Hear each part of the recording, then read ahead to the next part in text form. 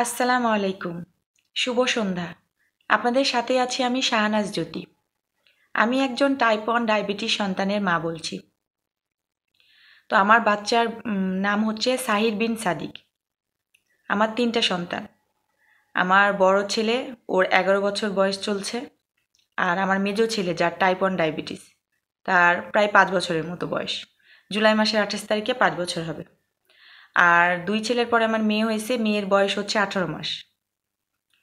তো আমার বাচ্চার যে টাইপ 1 ডায়াবেটিস, সেটা আমি কিভাবে জানলাম? তো আমি কিছুদিন যাবতই ভিডিও দিচ্ছি আমার বাচ্চাকে নিয়ে, যে আমি আমার বাচ্চাকে কিভাবে মেনটেন করছি, ভালো রাখছি বা সুস্থ আছে, সব মিলিয়ে ভিডিওগুলো আমি আপনাদের সাথে শেয়ার করছি। তো আজকে বসেছি যে কারণে, সেটা হচ্ছে আমার বাচ্চার ডায়াবেটিস কিভাবে ধরা পড়েছে সে বিষয় নিয়ে আজকে আলোচনা করব। তো ওর বয়স এখন ৫ বছর। ওর যখন ডায়াবেটিস ধরা পড়েছিল তখন ওর বয়স ছিল ৩ বছর। তো ৩ বছর যখন ওর বয়স, মানে ২ বছর আগের কথা আমি বলছি, ডায়াবেটিসটা যখন ধরা পড়েছে সেটার বিষয় নিয়ে আমি আজকে আলোচনা করব। ওর হয়েছিল হঠাৎ করে জ্বর, মানে যখন ওর ৩ বছর বয়স তখন হঠাৎ করে ওর জ্বর আসছিল। জ্বর কমে না কমে না, জ্বর, সর্দি, তারপরে কাশি, যেরকম হয় বাচ্চাদের, জ্বরের পরে সর্দি হয়, কাশি হয়, গা হাত পা মাথা টাথা সব ব্যথা করে, ওই রকমই সব সিমটমগুলো ছিল। তো ভালোই হয় না। আমি আবার বাচ্চাকে অ্যান্টিবায়োটিকটা কম দিই, যেহেতু অ্যান্টিবায়োটিক খেলে তো শরীরের প্রচুর পরিমাণে ক্ষতি। যখন দেখি যে মানে কোনো মতেই হচ্ছে না, আমরা অনেক চেষ্টাই করছি, কোনো মতেই হচ্ছে না, ওষুধ খেয়ে কাজ করছে না, বা প্রাকৃতিক জিনিস যেগুলো আমি বাচ্চার উপরে ট্রাই করি, প্রাকৃতিক জিনিসগুলো দিয়েই সুস্থ হয়ে যায়, আমার অ্যান্টিবায়োটিক খাওয়ানো লাগে না। যেমন আমার বড় ছেলে জন্মের পর থেকে এখন অবধি হাতে গোনা ৪ থেকে ৫ বার অ্যান্টিবায়োটিক খাওয়ানো লেগেছে। ১১ বছর বয়স চলছে, ৪ থেকে ৫ বার আমি অ্যান্টিবায়োটিক খাওয়াইছি। আবার আমার মেজো ছেলেও ওর জন্মের পর থেকে এখন অবধি, ওর ডায়াবেটিস যখন ধরা পড়ছিল তার আগ দিয়ে যখন ওর জ্বরটা আসছিল, প্রায় ১৫ দিনের মতো অসুস্থ ছিল। যখন কমেই না তখন ওকে অ্যান্টিবায়োটিক দিয়েছি। তখন একবার অ্যান্টিবায়োটিক দিয়েছি। আর তারপরে এই প্রায় ৩-৪ মাস আগে একবার অসুস্থ হয়েছিল, একটু জ্বর সর্দি কাশি ওগুলো একটু বেশি দিন ছিল। এখনকার জ্বর তো আর ২-৩-৪ দিনে ভালো হয় না, অনেক কয়েকদিন, ১০ দিন, ১৫ দিন, ২০ দিনের মতো থাকে। যখন দেখি যার হচ্ছে না তখন আমি অ্যান্টিবায়োটিক দিই। বাচ্চা কাচ্চাকে অ্যান্টিবায়োটিক কম দেওয়াই ভালো, আমি তো তাই মনে করি। তো ওর যখন জ্বর আসছিল, তারপরে যখন ১৫ দিন ছিল জ্বরটা, তখন আমরা অ্যান্টিবায়োটিকটা দিয়েছিলাম। তো অ্যান্টিবায়োটিক খাওয়ার পরে বাচ্চারা যেমন হয় যে খাবার দাবার খেতে চায় না, খাবার দাবার অনীহা করে, তারপর একটু কেমন যেন খেলাধুলা অত করতে চাচ্ছে না, তারপরে কোনো জায়গায় নিয়ে গেলে সেখানে যে হাসি খুশি থাকছে না, চুপচাপ থাকছে। এরকম থাকতে থাকতে আমরা মনে করছি যে ওকে ভিটামিন খাওয়াই, ভিটামিন খাওয়ালে হয়তো বা মুখে রুচি ফিরে আসবে। তো ভিটামিন খাওয়ালাম, ভিটামিন খাওয়ানোর পরেও দেখছি মুখে রুচি কোনো ফিরে আসছে না, বা চুপচাপ, ও তো সবসময় লাফালাফি করে, দৌড়াদৌড়ি করে, চুপচাপই থাকছে। চুপচাপ থাকতে থাকতে হঠাৎ করে দেখছি ও প্রচুর পরিমাণে পানি খাচ্ছে, প্রায় ২ থেকে ৩ লিটার, কি তারও একটু বেশি হবে। তো আমি দেখছি যে আমার বাচ্চা সারাদিনে প্রচুর পরিমাণে পানি খাচ্ছে। ও তো পানি এমনি খেতে চায় না, আমি যখন দিই তখনই হয়তো খায়, তার বেশি খায় না। ২-৩ লিটার পানি খেয়ে নিচ্ছে। তখন আমি আবার ওর পাপাকে বললাম যে, স্যারে পাপা দেখো, সাইড তো প্রচুর পরিমাণে পানি খাচ্ছে। তো বলছে হয়তো বা গরম পড়েছে সেজন্য হয়তো বা পানি খাচ্ছে, তুমি তারপরে দেখো, খেয়াল করো, দেখো ও খুব বেশি অতিরিক্ত পানি খাচ্ছে কিনা। তা আমি বলছি আচ্ছা ঠিক আছে। তো আমি দেখছি যে ও পানি খেয়ে যাচ্ছে। তারপরে আমি দেখছি পানি খাওয়ার পর ও প্রস্রাবও করছে প্রচুর পরিমাণে। মানে একটা বাচ্চা স্বাভাবিক প্রস্রাব কতক্ষণ পরপর করে? ১ ঘন্টা পরপর করে বা ২ ঘন্টা পর করে। কিন্তু কোনো বাচ্চা তো এমন নাই যে ১৫-২০ মিনিট পরপর বা আধা ঘন্টা পরপরই খালি প্রস্রাব করে।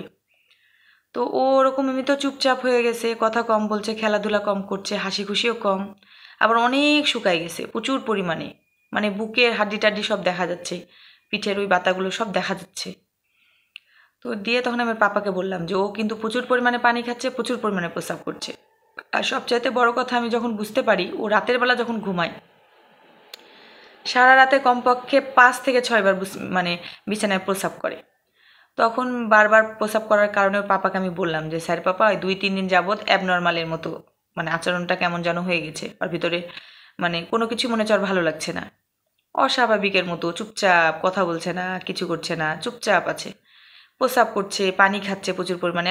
বিছনাতে যদি দুপুরবেলাতেও ঘুমাই দিচ্ছি, দুপুরবেলাতেও 2 বার বিছনাতে প্রস্রাব, মানে 1 ঘন্টায় যদি শুচ্ছে 2টা থেকে 3টা পর্যন্ত তার মধ্যে 2 বার বিছনাতে প্রস্রাব করে দিচ্ছে। তো ওনার পাপা বলল যে তাহলে ওকে ডাক্তার দেখাতে হবে। তো আমি বললাম যে আচ্ছা ঠিক আছে, তাহলে সিরিয়াল দাও ডাক্তারে। তো শিশু বিশেষজ্ঞ ডাক্তারকে আমি দেখাই। যখন আমি দেখি যে বাসায় থেকেও যখন হচ্ছে না, আমি সচরাচর ডাক্তার একটু কমই দেখাই, কারণ ডাক্তারের কাছে গেলেই তো মনে করেন অ্যান্টিবায়োটিক লিখে দিবে। তো আমি বাসায় থেকেই মানে সুস্থ হওয়ার ট্রাই করি। তো বাসায় থেকে দেখলাম যে হলো না। তখন আমি ওই যে সিমটমগুলো দেখলাম 2-3 দিন, তারপর পাপাকে বললাম। তখন ওর পাপা বললো না এটা তো ভালো না, মানে একটা বাচ্চা কখনো এত বেশি পানি খায় না বা এত বেশি প্রস্রাব করে না, আর ও কখনোই তো বিছনাতে প্রস্রাব করে না, তাহলে ও কেন দুপুরে 1 ঘন্টায় ঘুমালে 2 বার প্রস্রাব করছে, রাতে কেন 4-5 বার প্রস্রাব করছে, অস্বাভাবিক আচরণ কেন করছে। তো আমি দেখি কাল পরশুর মধ্যে ডাক্তার দেখাবো। তারপরে আমি নিয়ে গেলাম, সিরিয়াল দিলাম। তো সিরিয়াল দিয়ে যেদিন সিরিয়াল দিলাম সেই দিন ছিল হচ্ছে বৃহস্পতিবার। বৃহস্পতিবার সকাল 8টার দিকে সিরিয়াল দিতে হয়। তো বৃহস্পতিবার 8টার দিকে সিরিয়াল দিলাম। সিরিয়াল দেওয়ার পরে ডাক্তার বসেছে 5টায়। তো আমি চলে গেলাম বাড়ি থেকে 4:30টার দিকেই আমার ছেলেকে নিয়ে যাওয়ার পরে ডাক্তারকে দেখালাম। ডাক্তারকে দেখানোর পর ডাক্তার বলল যে অতিরিক্ত গরম পড়েছে, সেজন্য হয়তো বা বাচ্চা বেশি পানি খাচ্ছে বা প্রস্রাব করছে, ডাক্তার এগুলোই বলল। তো তারপরে বললাম যে স্যার এত বেশি পানি খাবে, এত বেশি প্রস্রাব করবে, বিছনাতেও যদি একটু শুচ্ছে তারপরে প্রস্রাব করে দিচ্ছে, রাতে যদি ঘুমাচ্ছে তাও প্রস্রাব করে দিচ্ছে, এটা একটু অস্বাভাবিক না? তখন ওর পাপা বলল যে স্যার আপনি ওকে একটু ইয়া দেন, প্রস্রাব টেস্টটা দেন, ইউরিন টেস্টটা দিন। তো বললো তখন হচ্ছে ডাক্তার বললো আচ্ছা ঠিক আছে, দিয়ে ডাক্তার টেস্ট দিল। আর টেস্টের সাথে সাথে বললো যখন এটা দিলাম আরও টেস্টের সব দেখি, যেহেতু আমার একটু ভয় পাচ্ছি বাচ্চাকে নিয়ে, যে এরকম তো কখনো করে না, হঠাৎ করে এতগুলো সিমটম দেখা যাচ্ছে। তখন ডাক্তার সবগুলো রক্ত টেস্ট দিল, তারপরে প্রস্রাব টেস্ট দিল, আরও অনেক কিছু টেস্ট আছে যা দেয় সব কিছুই দিল। তো বললো রিপোর্ট 10টার দিকে দিবে, 10টা সর্বোচ্চ 10:30 এরকমের মধ্যে রিপোর্ট চলে আসবে। তো আমি বাচ্চাকে দেখালাম, দেখানোর পরে বাসায় চলে আসলাম। বাসায় চলে আসার পরে ওর পাপা আবার কাজটা শেষে চলে গেল, মানে পাপার মন তো মানে না যে না আমি রাতেই যে রিপোর্ট নিয়ে আসবো। পরের দিন আবার ডাক্তারকে আবার 5টার দিকে দেখাতে হবে। সেদিন তো আবার শুক্রবার ছিল, শুক্রবার তো আবার ডাক্তার বসে না, ডাক্তার তো বসবে শনিবার 5টায়। তো ওর পাপা তখন ওই কাজটা শেষে আমাকে বলল যে ও কি আরও বেশি প্রস্রাব করছে, ও কি আর বেশি পানি খাচ্ছে? তাহলে তো হ্যাঁ ওই রকমই তো, ও প্রচুর পরিমাণে পানি খাচ্ছে, প্রচুর পরিমাণে প্রস্রাব করছে, আর খেলাধুলা কম করছে, মানে আমার বড় ছেলের কথা বলছি, বড় ছেলের সাথে খেলাধুলা কম করছে। আর তখন আমার মেয়ে পেটে, ওর যখন ডায়াবেটিস ধরা পড়ে তখন আমার মেয়ে পেটে।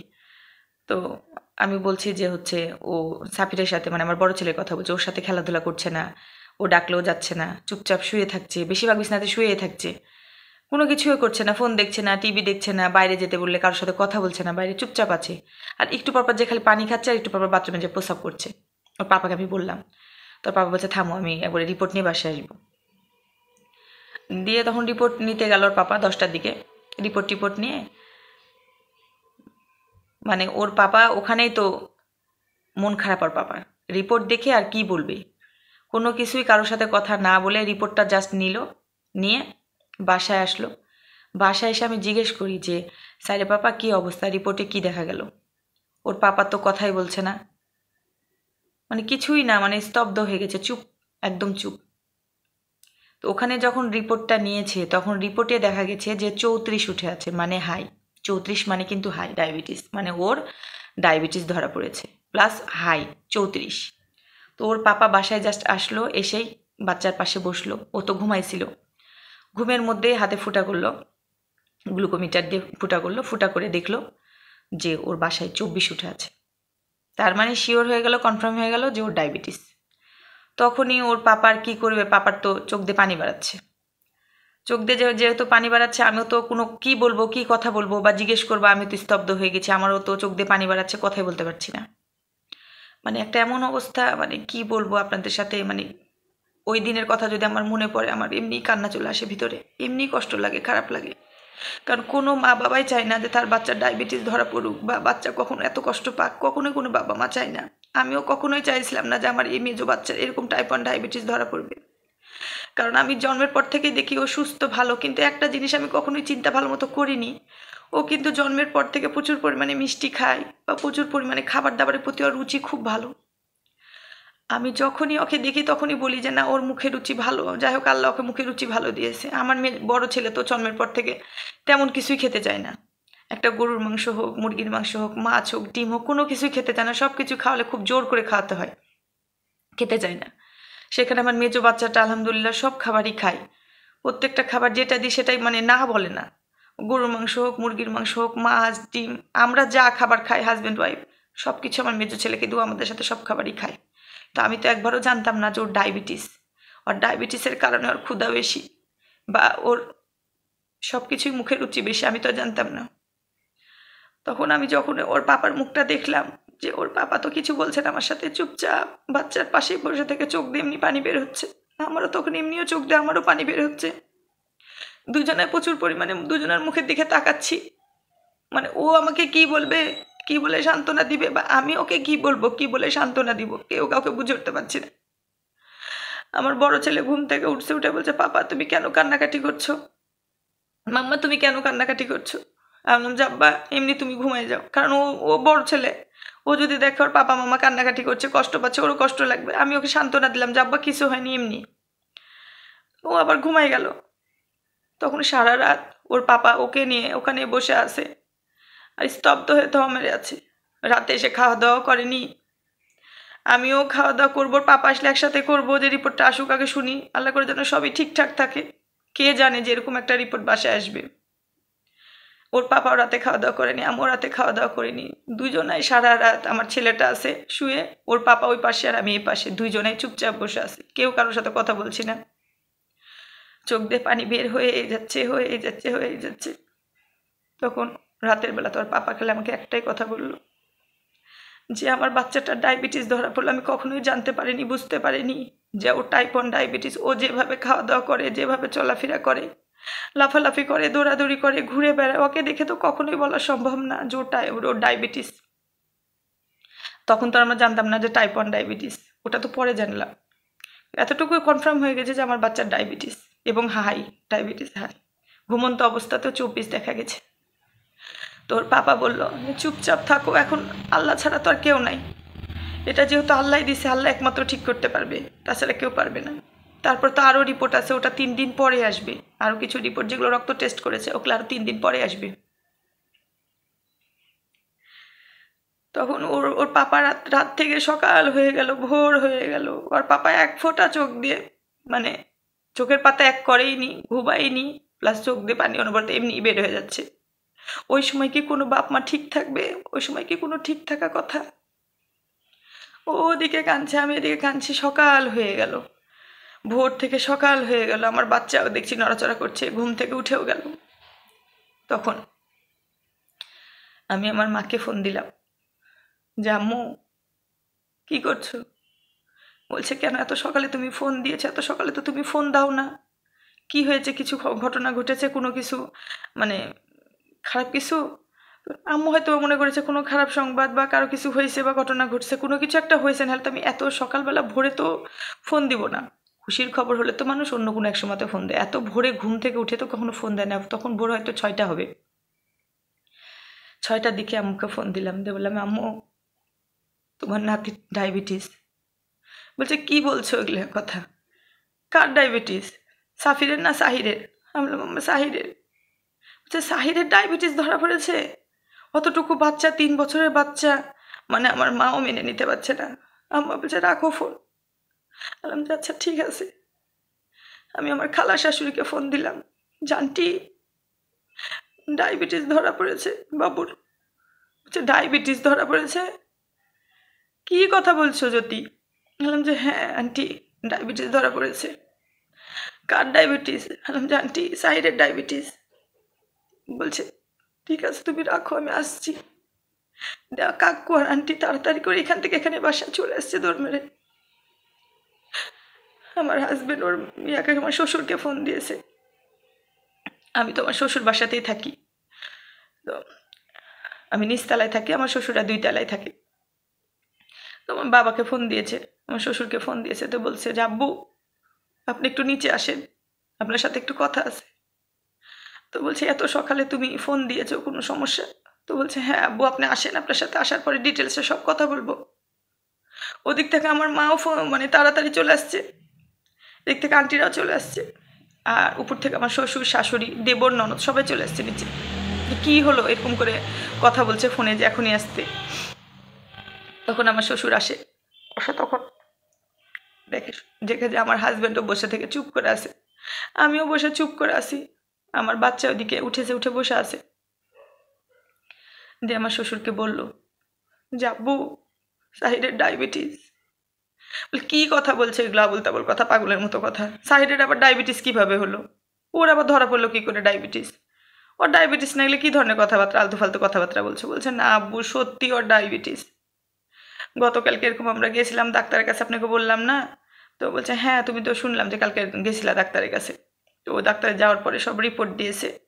রিপোর্ট 10টার দিকে যে আমি নিয়ে আসছি, বাসে 10:30টার দিকে আসছি। আসার পরে রিপোর্টে দেখছে ওর 34, মানে ওর হাই, আর ঘুমন্ত অবস্থায় ঘুমায় আছে। তখন দেখছি ওর 24। আমার শ্বশুরের তো মাথায় হাত, আমার শাশুড়ি তো কান্নাকাটি শুরু করে দিয়েছে। বলছে তুমি টেনশন চিন্তা করো না, দেখি কি করা যায়, দেখি কি হয়, আল্লাহ ভরসা। আমার শাশুড়ি ওদিকে কান্নাকাটি, আমার মা তো চলে আসছে, এসে আমার মা তো বলছে এলে কী ধরনের কথাবার্তা, বাচ্চার আবার ডায়াবেটিস ধরা পড়েছে। আমি বলছি হ্যাঁ আম্মু ডায়াবেটিস ধরা পড়েছে। আমার মাও শুনে আমার বাচ্চাকে কোলে নিয়ে কান্নাকাটি শুরু করে দিয়েছে। কারণ আমার শ্বশুরেরও ডায়াবেটিস আছে, কিন্তু টাইপ 2। আমার শ্বশুরের ডায়াবেটিস আছে টাইপ 2, আমার মায়েরও ডায়াবেটিস আছে টাইপ 2। আমাদের ফ্যামিলিতে কম বেশি আছে সবারই টাইপ 2, কিন্তু টাইপ 1 নাই কারো। আমি মানে আমার ফ্যামিলিতে কখনো কারো শুনিনি যে টাইপ 1 ডায়াবেটিস আছে। কয়েকজন আছে আমার নিজেদের মধ্যে, মানে আমার মায়ের ফ্যামিলির মধ্যে 4-5 জনের ডায়াবেটিস আছে টাইপ 2টা। আমার হাজব্যান্ডের ফ্যামিলির মধ্যে আছে 4-5 জনের ডায়াবেটিস, সেটাও টাইপ 2। টাইপ 1 কখনো আমার হাজব্যান্ডও কোনো দিন শুনিনি, আমিও কখনো শুনিনি যে টাইপ 1 ডায়াবেটিস আবার আছে। তো আবার সেটা আবার আমার বাচ্চা 3 বছর বয়সেই হয়েছে, আমরা কখনোই চিন্তা করিনি। প্রথমে একটু মনে হলো যে না ডায়াবেটিস যেহেতু ধরা পড়ছে, আমরা যদি দেখে শুনে রাখি, ঠিকঠাক রাখি, যেমনটা আমার শ্বশুর দেখে শুনে থাকে, আমার মা দেখে শুনে থাকে, ওই রকম করে কি ওর থেকে আরও ভালোভাবে দেখে রাখবো আমার বাচ্চাকে। কিন্তু আমি তো চিন্তাও করি যে ওর টাইপ 1, ওর ইনসুলিন দেওয়া লাগবে, এটা তো আমার মাথাতেও আসেনি, আমার হাজব্যান্ডের মাথাতেও আসেনি। সেটা রিপোর্ট তো 3 দিন পরে আসবে। দিয়ে আমার শ্বশুর বললো যে আচ্ছা ঠিক আছে, তুমি টেনশন করো না, চিন্তা করো না, দেখো কীভাবে মানে কতবার পানি খাচ্ছে, কতবার প্রস্রাব করছে, কী অবস্থা, ওকে দেখে শুনে রাখো, ডাক্তারের সাথে যে কথাবার্তা বলো, তারপরে বাকিটা ডাক্তার কি বলছে না বলছে পরে তখন সেভাবে চলাফেরা করতে হবে বাচ্চাকে নিয়ে। টেনশন চিন্তা করে কোনো লাভ নাই। আল্লাহ যা করে ভালোর জন্য মঙ্গলের জন্য করে, এটাতেই হয়তো বা আমার ছেলের মঙ্গল আছে বা আমাদের মঙ্গল আছে। আল্লাহ না জেনে তো কখনোই কোনো কিছু দেয় না। আমার শ্বশুর শাশুড়ি চলে গেল উপরে, আর আমার খালা শ্বশুরি আসলো। ও বললো কথা টথা, সান্ত্বনা দিল আমার হাজব্যান্ডকে, আমাকে। আমার হাজব্যান্ডের তো মুখ দিয়ে কথাই বের হচ্ছে না, আমারও মুখ দিয়ে কথা বের হচ্ছে না যে আমি আসলে কি বলবো। একবার বাচ্চার মুখের দিকে তাকাই, একবার নিজের দিকে তাকাই, একবার মায়ের দিকে তাকাই, মানে সবাই সবার দিকে খালি তাকাচ্ছি। সবাই কথার ভাষা হারিয়ে ফেলছে যে এতটুকু একটা বাচ্চার ডায়াবেটিস, ও কীভাবে কী করে মেনটেন করবে, আমরা কীভাবে ওর যত্ন নিব, আমরা কীভাবে সেটাকে ফেস করব, এবং আমরা স্বাভাবিক লাইফে কীভাবে ফিরে আসবো। মানে সব মিলিয়ে মানে এমন একটা অবস্থা, উপর থেকে আকাশ ভেঙে মনে হচ্ছে মাথার উপরে পড়েছে আমার হাজব্যান্ডের। আমার না আছে খাওয়া দাওয়া, না আছে ঘুম। আমার বড় ছেলেও চুপ, ও যে এত লাফালাফি করে ও একদম চুপ, ওর ভাইয়ের পাশে চুপচাপ বসে আছে। মাম্মা দাদার কিভাবে ডায়াবেটিস হলো, সাহির কিভাবে এগুলো কী করবে, মেনটেন করবা, তুমি কিভাবে কি করবা, আমার দাদা কি খেলবে না আমার সাথে, ও কি আমার সাথে ইয়ে করবে না, লাফালাফি করবে না, দৌড়াদৌড়ি করবে না, ঘুরতে বেড়াতে যাবে না, এটা খেতে পারবে না, ওটা খেতে পারবে না, ও অনেক রকম প্রশ্ন করছে। ছোট মানুষ, ও অনেক চেষ্টা করছে ওকে নিয়ে সাথে করে খেলার, ও খেলছেও না। বলছে চলো দাদা আমরা এটা করি, ফোন দিই, কেউ ফোনও দেখছে না। ওকে বলছি চলো দাদা আমরা বের করতে যাই, বাইরে যাই, ও বাইরেও যাবে না। মানে ও একদম চুপচাপ। মানে এত সুন্দর একটা বাচ্চা, সুস্থ বাচ্চা, সে এমন হয়ে গেছে, মানে আমি কিছুই বুঝতে পারছি না যে আমি কি করব। আমার রান্না নাই, খাওয়া দাওয়া নাই, ঘুম নাই, গোসল নাই, কিচ্ছু নাই আমার বাসায়। সব একদম স্তব্ধ হয়ে গেছে আমার বাসা, মানে কান্নাকাটি ছাড়া। মানে কি করব না করব কিছুই বুঝে উঠতে পারছি না। ওর পাপা খালি বলল যে যেটাই হোক আমার বাচ্চার হয়েছে, এটা আমি যেভাবে হোক যতটুকু পারবো আমি এটা ঠিক করার চেষ্টা করব। ওর পাপার ধারণা যে ওর ডায়াবেটিসই হয়েছে, টাইপ 1 ডায়াবেটিস, এটা তো চিন্তা মাথাতে আসেনি। ডায়াবেটিস যেহেতু এসছে আমি ওকে যেভাবে হোক দেখে রাখবো, যেন ওর কোনো বড় কোনো সমস্যা যেন না হয়। যেমন আমার শ্বশুর দেখে রাখে নিজেকে, আমার মা দেখে রাখে। আমার ছোট বাচ্চা ধরা পড়েছে, আমি ওকে হাঁটাহাঁটি করাবো, দৌড়াদৌড়ি করাবো, খেলাবো, খাবার দাবার মেনটেন করে খাওয়াবো, যেগুলো খাওয়া যাবে না সেগুলোকে আমি বুঝাবো যেগুলো খাওয়া যাবে না, যেগুলো খাওয়া যাবে সেগুলো পুষ্টিকর খাবারগুলো দিব। মানে আমরা এরকম একটা চিন্তা ভাবনা করে রেখেছি। তো এখন কথা হচ্ছে যে ওর ডাক্তার দেখাতে হবে শনিবারে, বৃহস্পতিবারে ডাক্তার দেখাইছি, শুক্রবারের দিন তো ডাক্তার বসে না, ডাক্তার তো বসে হচ্ছে শনিবারের দিন, শনিবারের অপেক্ষায় থাকতে হবে। তো আমার বাচ্চাকে নিয়ে আমি শনিবারের দিন যাব। তো এর মধ্যে আবার ডাক্তার আবার শনিবারের দিনকেও নাকি বসবে না, শনিবারের দিন দেখাতে যাব, তার মধ্যে শুনছি যে শনিবারের দিন ডাক্তার বসবে না, ডাক্তার এমার্জেন্সিতে অন্য কোথাও যাবে, মানে ফ্যামিলিগত কোনো কিছু সমস্যা আছে হয়তো, বা সেজন্য হয়তো কোনো একটা জায়গায় যাবে, ফ্যামিলির কারণে কোথাও একটা কোনো জায়গায় যাবে, হয়তো জরুরি কোনো কাজ আছে, সেজন্য ডাক্তার শনিবার বসবে না, ডাক্তার বসবে রবিবার বিকাল 5টায়।